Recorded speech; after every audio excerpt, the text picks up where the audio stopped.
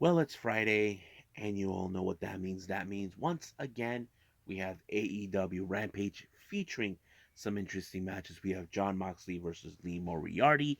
We have Konosuke Takeshita in action. We even have Ruby Soho versus Anna Jay, and then finally a number one contendership to face Orange Cassidy at Collision. We're gonna see who walks out as the winner, and then we move on, of course, with our last review. Who's gonna level up on this latest episode of NXT Level Up? We're gonna find out. And then we cap it up with some news updates, starting with the developments. As you know, many people are talking about uh, predicting that two familiar faces will be making their appearances at the Royal Rumble. But however, that doesn't seem the case. And of course, once again, Vince McMahon is in the spotlight with more allegations, but this time is a lot more serious. And we got other developments we're going to be talking about. And then, of course, two updates from two different promotions to see what's going to happen. So, let's get ready for another episode of the Lead It Wrestle Zone.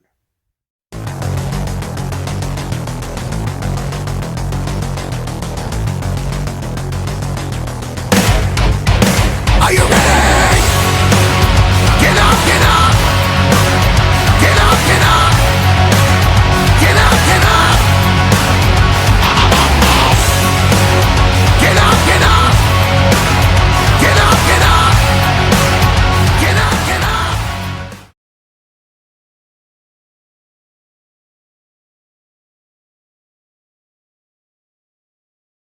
Welcome, everybody, to the Lead It Wrestle Zone, all things that is pro wrestling with AEW, NXT, New Japan Pro Wrestling, TNA, the National Wrestling Alliance, various promotions, wrestlers, matches, and championships.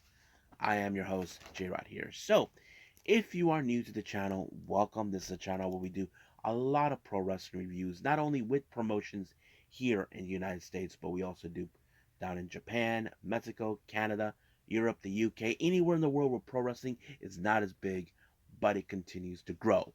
We also do discussion videos, talk about various topics such as the wrestlers themselves, the promotions, factions, storylines, whatever we want to talk about. We also do more news updates. If I'm unable to put it on this episode, I can put it on a separate video by itself and other cool stuff as what we do on this channel.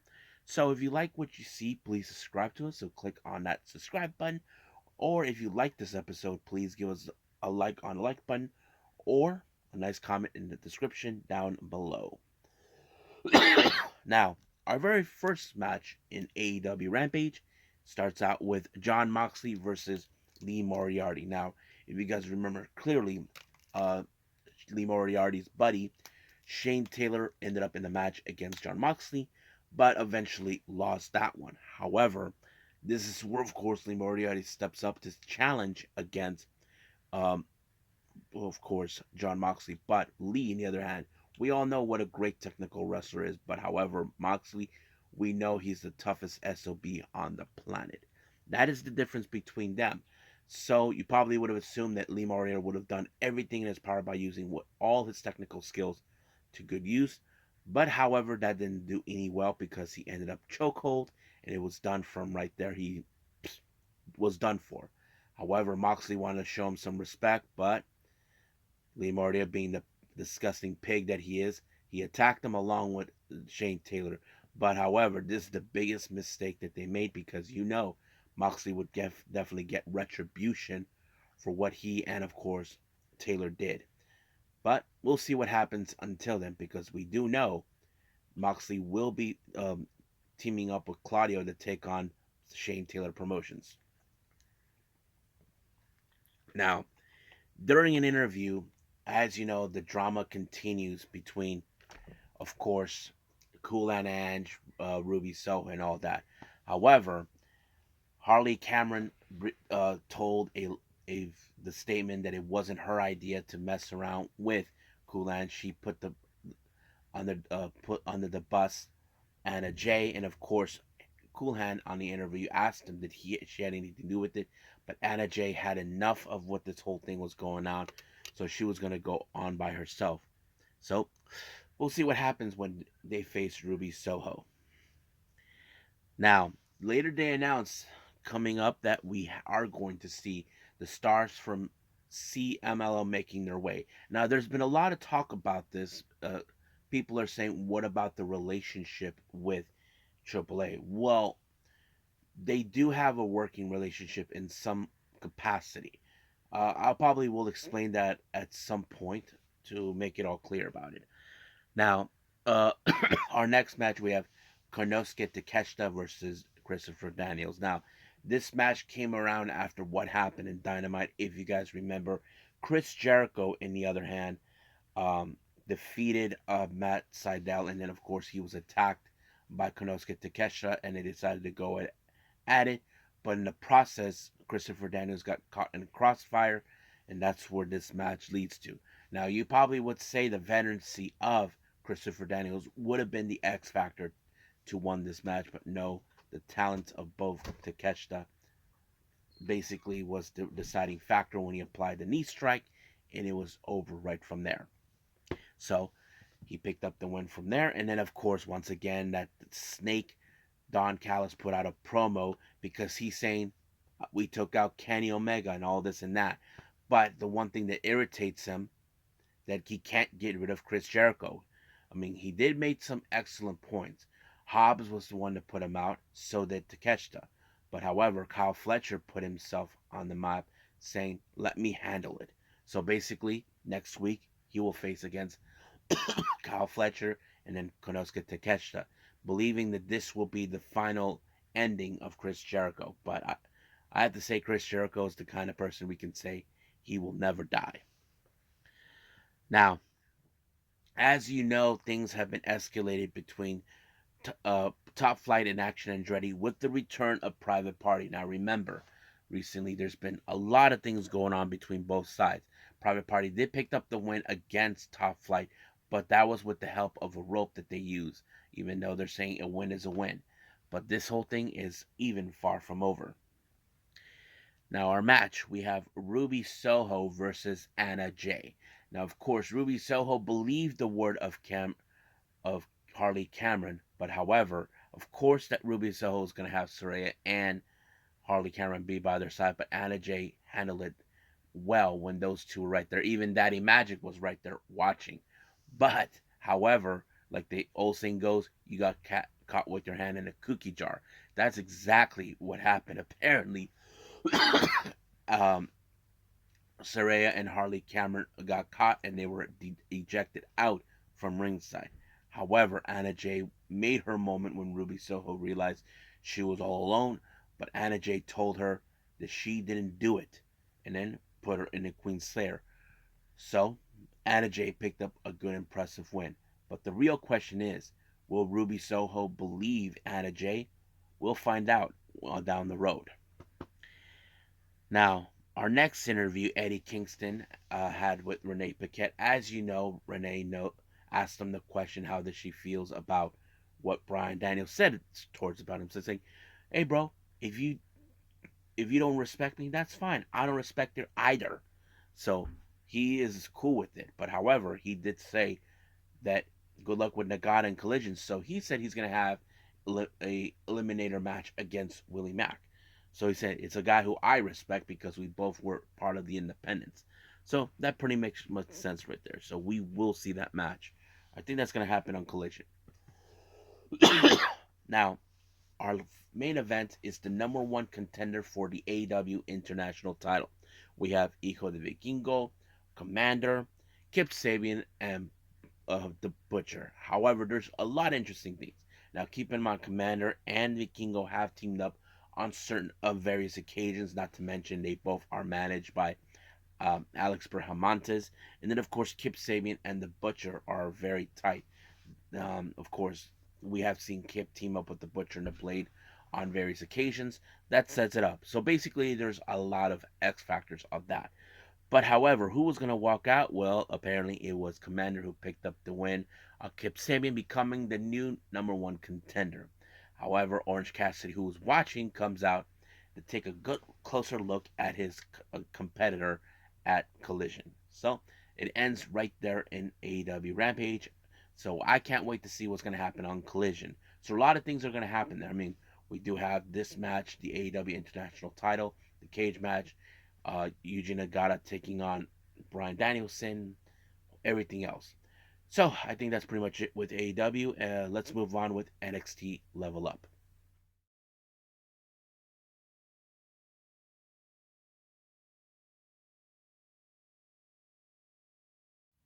Okay, so who levels up on this latest episode of NXT Level Up? Let's find out. Our first match, we have Von Wagner along with Mr. Stone taking on a guy named Keanu Carver. Now, keep in mind, Von Wagner is preparing himself for the upcoming Heritage Cup match against Noam Dar. So I have to say this is a pretty good way to build up your momentum before that match. So, however, I have to say that Carver really impressed me. He really put Von Wagner in a very tight spot, even though he had a lot of strength to show. But it was, of course, Von Wagner who showed no matter what, he's not going to give up until he reaches to the top or proven himself that he is worthy. And that's exactly what he did. Now, I'm not sure what kind of move Von Wagner applied. It looked more like a Death Valley suplex. I'm not 100% sure, but it did the job for him to put him away and pick up a good win. So we have a little more time to know until we get to his match for the Heritage Cup. Now, Sarah conducted an interview with Luca Crucifino, going about with his title Esquire and that all crap. Uh, made some remarks towards Chase University since he is facing Riley Osborne, who we all seen what talented guy he really is. So that kind of plays out. But he believes that he will put him away once and for all. But that's going to be our main event. Now, our next match, we have women's tag team action. We have Brinley Reese and Kelani Jordan taking on Izzy Dame and James. So that pretty much is pretty well. I have to say, seeing Brinley and Kelani really showed they're getting along great. They're building up chemistry. But however, as you know, we have Izzy and Kiara who are building up their momentum with their motivation that nothing will stand in their way. They want to be all powerful and all that. But however, I have to see there were some moments you see Brinley and Kelani Jordan really had everything under the control, but things completely went not their ways. But it was, of course, Izzy Dame that was the X factor that played out pretty well until Kiara James applied the deal breaker onto was she got it for on Brinley Reese, and it was over right from there. Now our next match we have Riley Osborne versus Luca Crucifino. I have to say this put him through a little bit of the test with for Riley Osborne against Luca. So it kind of showed, we are seeing what a sensational wrestler Riley Osborne is, but Luca Crucifino with his determination to prove a point. Well, apparently that didn't do so much for him because, but we did see how methodical Luca was towards Riley by disabling the knee. But it didn't do any good for him because, of course, Riley Osborne had that one shot, and that shot was none other than the shooting star press that put him away, giving him the W. However, will this be enough to try to put Chase U back? Well, we'll see. But, however, Riley Osborne continues to impress me for what he does in the ring. I think that's pretty much with all the reviews, so let's do some news updates.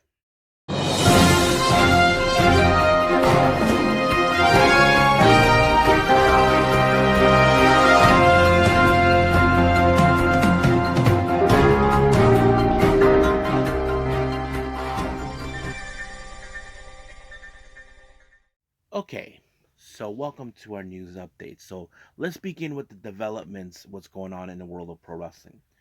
Now, recently, as you know, Starlight Kid has issued a challenge for the Wonder of Stardom Championship against Sayoto Noi, taking place on February 4th.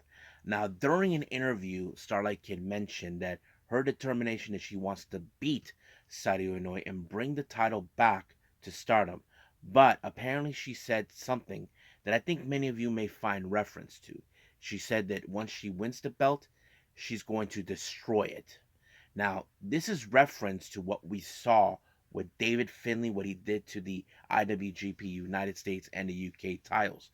So basically, what's happening is it's like she wants to destroy its history and rebuild a new one for her and for her future.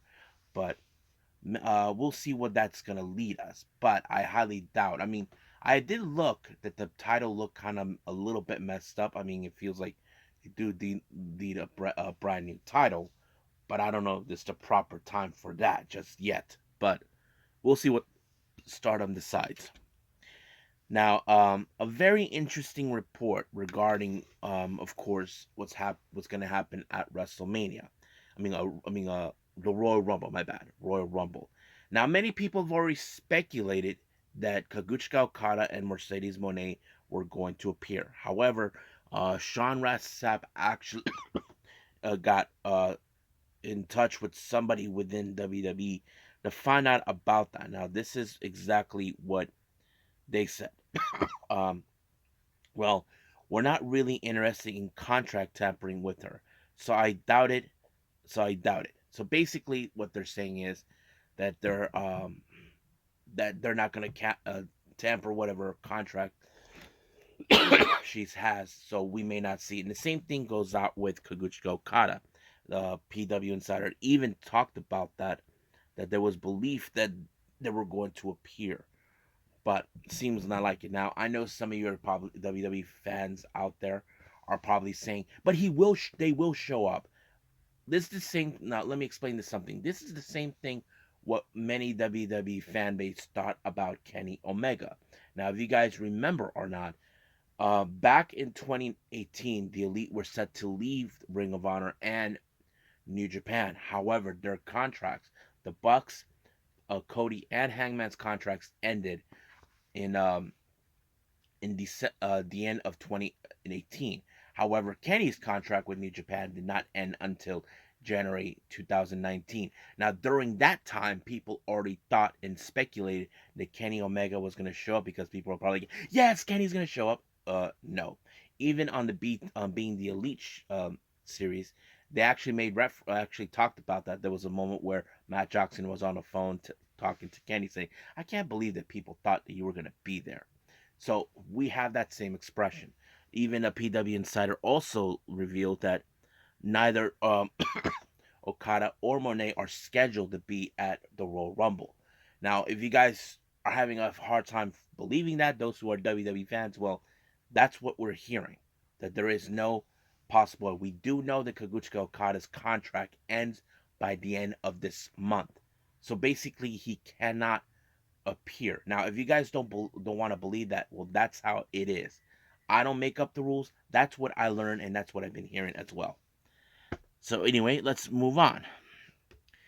Now, as you know, Nic Nemeth has made appearance with New Japan recently at Wrestle Kingdom. Now, many of you probably question how did Nic Nemeth got in touch with New Japan. Well, as you know, is a former WWE superstar, and there is one person who's been there for a long time, and you probably can guess it. That's right, Shinsuke Nakamura. So, according to what Fightful Select reports, it was Shinsuke Nakamura who got Nic Nemeth a contact with New Japan. So, it would make sense that he contacted them, that he wanted to appear there. So, not a problem. Now, for everybody in the Yoshi wrestling world, you may have heard the story, you may have heard the reports. Yes, Yuki Mashiro is back after 1 year. Now, those who are not familiarized with Yuki Mashiro, let me explain to you. She was a Yoshi wrestler from the promotion Ice Ribbon. She was one of those wrestlers that I did enjoy. She had a cardboard title, like pretending that she's a champion herself. And I'm like, I laughed so hard, but not in a way where it's like, I thought it was funny. I just thought it was really, really interesting that someone decided to become a champion, even if she hasn't won a belt herself. But she did win the triangle ribbon title until she had to vacate that belt when she retired. Now, some of you question, what did she do while she retired? Well, that's the easiest part. She was planning to get involved in the medical field. which is of course good and I think admirable and very interesting for her. But I did not expect that she was gonna come back after 1 year. That was one thing that I did not did not expect. But it did make the announcement, and she made her return recently. She was in a match in Ice Ribbon taking on Mokoto. But it was great that she was back, and I think she had like one of those heroes welcome type days, which is a lot of interesting. Now, moving on for our last development here. As you know, Vince McMahon is once again in the spotlight. Now, many people were worried about Vince McMahon coming back after he was forced to leave WWE and resign. And of course, Vince saying that this was unnecessary due to the allegations. Well, apparently, more allegations are coming up about his sexual allegations and now sex trafficking. So there's a lot of things that have been going on. But however, Vince McMahon actually, well, this is what's happening. One of the sponsorships named Slim Jim, if you guys remember that little snack thingy, revealed that they are potentially pausing their partnership with, of course, WWE because of these allegations. So there's been a lot of talk about that. However, um, Vince McMahon decided to resign because of this, because right now his presence is hurting TKO, the company that owns both UFC and WWE. That kind of puts it out there. So this is what, of course, um, Vince McMahon had to say. Where is it? No, I saw. Oh, oh yeah, here it is. I stand by my prior statement that Ms. Grant's lawsuit is replete with lies, obscene made up incidents that never occurred, and its vindication distortion of the truth. I intended to vigorously defend myself against these baseless accusations and look forward of clearing my name. However, out of respect for the WWE Universe, the extraordinary TKO business and its board members and shareholder partners and constituents, all of the employees and superstars who helped make WWE into a global leader it is today, I have decided to resign from my executive chairmanship and TKO board directors effective immediately. So basically, he's still defending himself, saying that all of these allegations towards him are all lies. Now, I'm not going to say that, he's full of it, but that's what he's saying. So he's saying all of this is all bottle life, but he has no other choice but to make the obvious choice is to, of course, resign because he did not want his presence to harm the business with TKO and WWE and everything else. So, but there were other things that were made statements. This is what a PW actually put out that's saying that uh, that basically what the PW Insider said is they did not want to bring this into a negativity, so they had no other choice but to accept the resignation of Vince. So there was a lot of things that were happening. This is what Slim Jim also made a statement towards what's been going on.